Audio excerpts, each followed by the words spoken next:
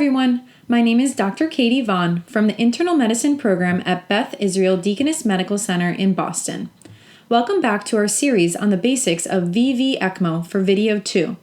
Today, we are focusing on the physiology and functioning of VV ECMO and highlighting some important settings and parameters on the circuit. Our goals for today include 1. To describe blood flow and pressures in the VV ECMO circuit, 2. To describe the physiology of gas exchange in the VV ECMO circuit, and 3. To learn the parameters monitored on VV ECMO and interpret the ECMO screen display. Before we jump in, let's review the blood flow through the VV ECMO circuit. VV ECMO is most commonly performed with two separate cannulas. In this configuration, blood is drained from a large vein, usually the femoral vein, and then returned to the right atrium via an internal jugular cannula. The venous drainage cannula is connected to a centrifugal continuous flow pump which creates negative pressure or suction on the venous cannula to pull the blood out of the body.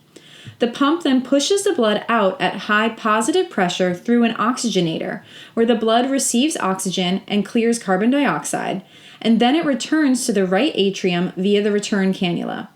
The blood then gets dispersed through the lungs, which are doing very little for gas exchange, and out to the body via the patient's native cardiac function. Remember, VV ECMO offers no direct cardiac support.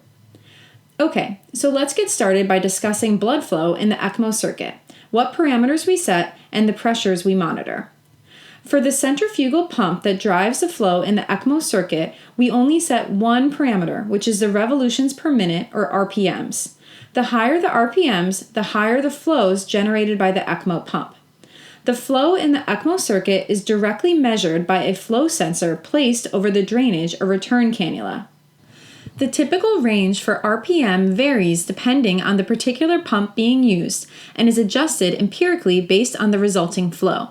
Typical numbers are between 2,000 to 4,500 RPMs. Typical flow rates on VV ECMO are between 2.5 to 6 liters per minute. We will discuss more about the amount of flow that is needed when we talk about gas exchange. For the ECMO circuit to work, there needs to be a constant flow of blood from the drainage cannula. If this is interrupted, the flows will stop, so we say that the circuit is preload dependent. The resistance met when returning blood to the body can also limit the amount of blood flow, so we say that the circuit is afterload sensitive. Remembering these concepts of preload dependence and afterload sensitivity will be important when we need to troubleshoot the circuit. While on ECMO, we monitor certain pressures, so let's explore what these are. Remember from basic physics that V equals IR. For ECMO, this becomes pressure equals flow times resistance. There are three main factors that affect ECMO blood flow and resistance in the circuit. The first is resistance in the cannulas. The most important factor here is the radius of the cannulas, so we try to use the largest cannulas possible to decrease resistance to blood flow. Next, there is inherent resistance within the oxygenator. We will talk more about this a bit later. And lastly, there are patient factors that contribute to flow and resistance. Patient conditions that decrease circuit preload, such as hypovolemia, or increase circuit afterload, such as cardiac tamponade, can change the resistance in the ECMO circuit and affect the blood flow. We will explore these more in another video about troubleshooting VV ECMO. We can't measure resistance in the circuit directly, so instead we monitor pressures at various points in the ECMO circuit. On some circuits, we can monitor the negative drainage pressure, or P venous, which reflects the suction generated by the pump. This pressure is typically negative 20 to negative 60 millimeters per mercury and should be between 0 and negative 100 millimeters per mercury to prevent hemolysis. This pressure should be relatively constant.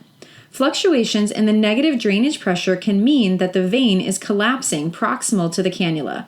This can lead to hemolysis and interruptions in circuit preload. The next pressure we monitor is P1, also known as P-int, which is the pressure after the pump and before the oxygenator.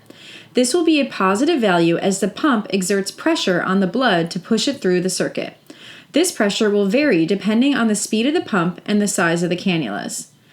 The next pressure is P2, or P arterial, and is the pressure after the oxygenator.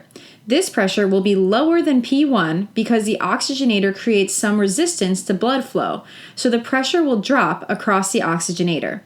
This is also the reinfusion pressure back into the patient, so factors that increase afterload, like a kink in the tubing, for example, can increase this pressure. Typically, the P1 and P2 pressures will be 150 to 300 millimeters per mercury. The pressure should not exceed 350 millimeters per mercury, as that increases the risk of hemolysis and circuit rupture. The delta P, also known as the transoxygenator pressure, is the pressure difference across the oxygenator, or P1 minus P2. Remember that pressure equals flow times resistance, so the delta P reflects the resistance across the oxygenator, but will also vary based on the flow rate. Higher flows will result in higher delta P and vice versa. The typical range of delta P is 10 to 40 millimeters per mercury. If the delta P is rising progressively, that can be a sign that thrombus or fibrin is building up in the oxygenator. This can result in poor oxygenator performance with inadequate gas exchange or hemolysis due to increased shear stress on the blood as it passes through the oxygenator. The ECMO specialist monitors these pressures closely, and trends in these pressures can be helpful for troubleshooting the circuit and determining if the oxygenator or entire circuit needs to be replaced. Next, let's talk about gas exchange in the ECMO circuit. Gas exchange includes both oxygenation and the removal of carbon dioxide. Let's start by talking about oxygenation. The oxygenator in VV ECMO is made up of membrane microtubules. Blood flows through the tubules and gas flows around them. Together, this creates a membrane with different concentrations of oxygen and carbon dioxide on either side, and leads to oxygen going into the blood and carbon dioxide being removed. The gas that flows in the oxygenator is called the sweep gas.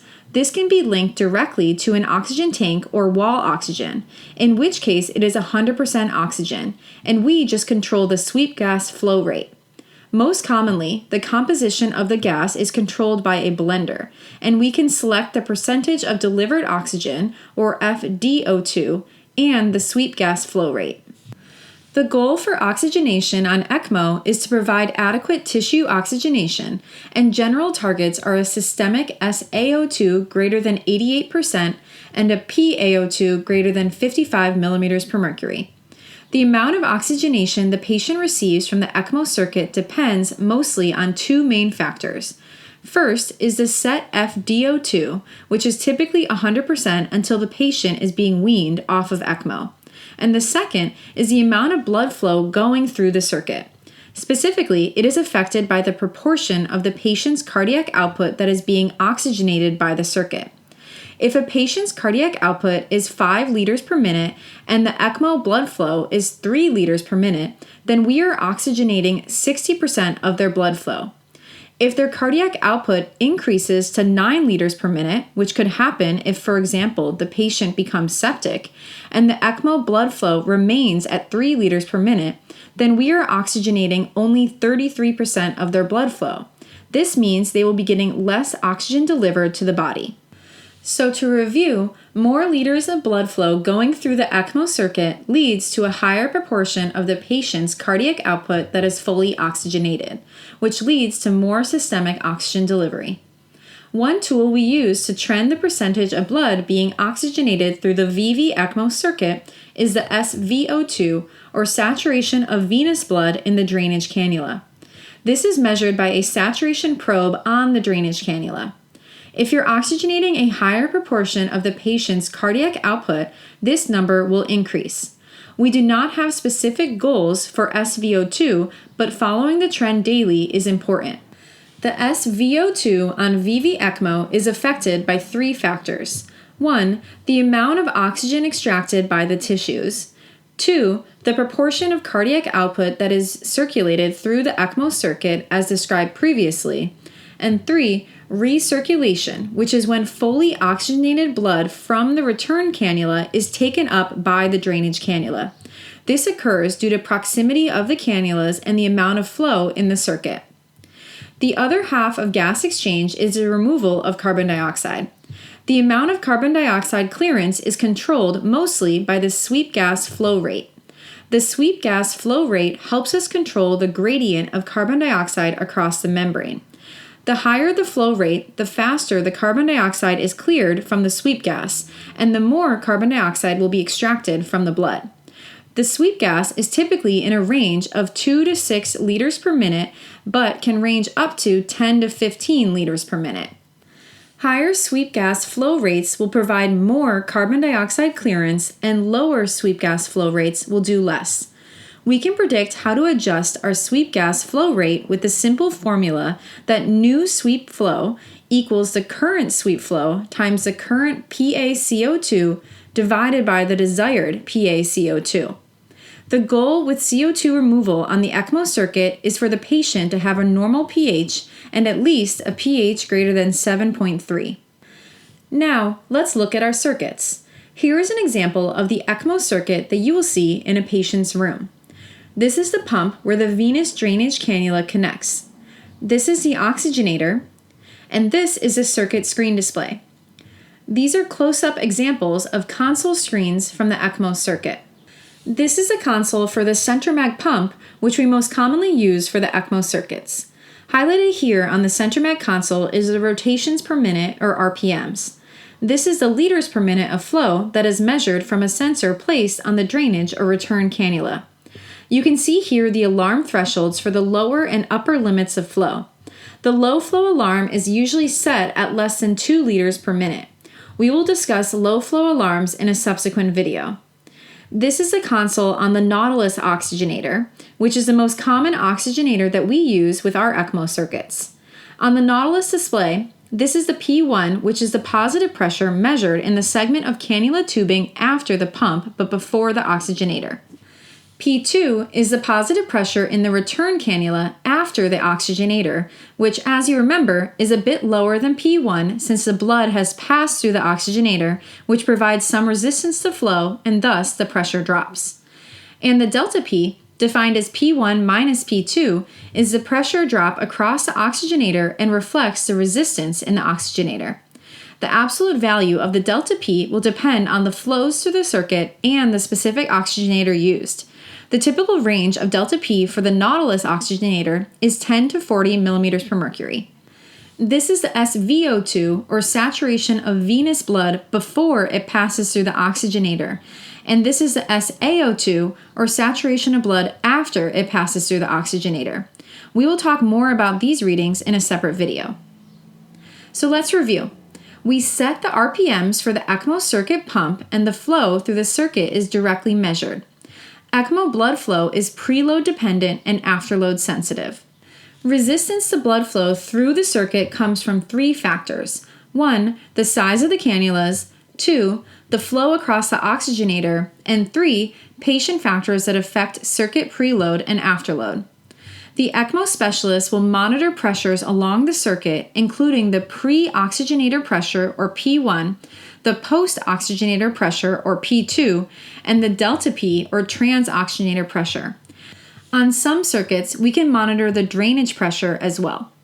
Oxygenation on VV ECMO is controlled mainly by the FDO2 and the proportion of native cardiac output that flows through the circuit, and carbon dioxide removal is controlled by the sweep gas flow rate. So that wraps up our second video. Thanks for watching.